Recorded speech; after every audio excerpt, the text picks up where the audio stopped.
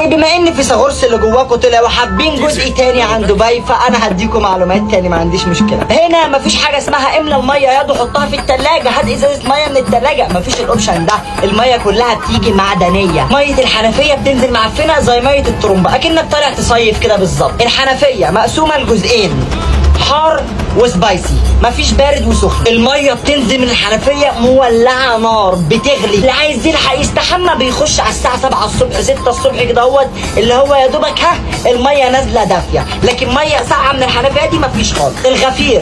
الغفير هنا ما اسموش البواب، اسمه الناطور.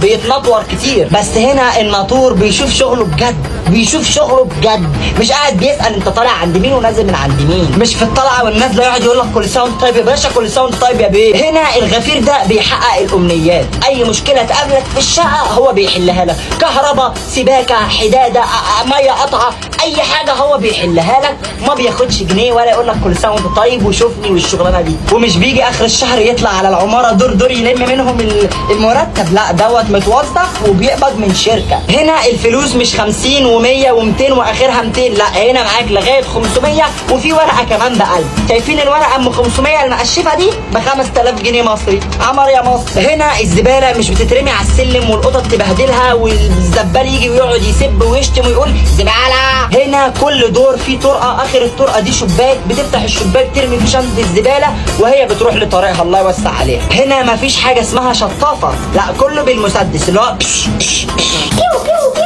هنا في دبي اول ما تنزل من المطار هتلاقي المكان كله هنود وافغان. الافغانستانيين فين بقى؟ الدبيين بتوع البلد مش عارف هم فين. نفسي اقابل واحد دبيوي من جواه يكون بلده ده دبي كده. مفيش هنا، مفيش حاجه اسمها صوت عالي. ان صوتك عالي او شغلت اغاني بصوت عاليه الجيران تشتكيك على طول، تلاقي المحضر جاي لك قدام باب الشقه، تلاقي البلديه جايه تطردك من الشقه. مفيش حاجه اسمها صوت عالي هنا.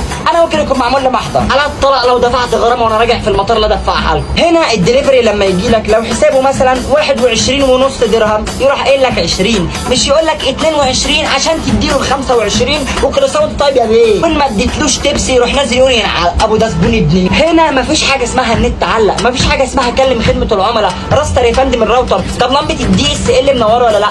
هنا النت مفيش حاجه اسمها بيقف، حاجه اساسيه كده هوت زي الميه اللي بنشربها. ويقول لك مصر جميله بناسها، لو ناسها جميله كانت هتبقى البلد جميله. مصر وسخه بناسها، ناسها اصلا ولاد وسخ.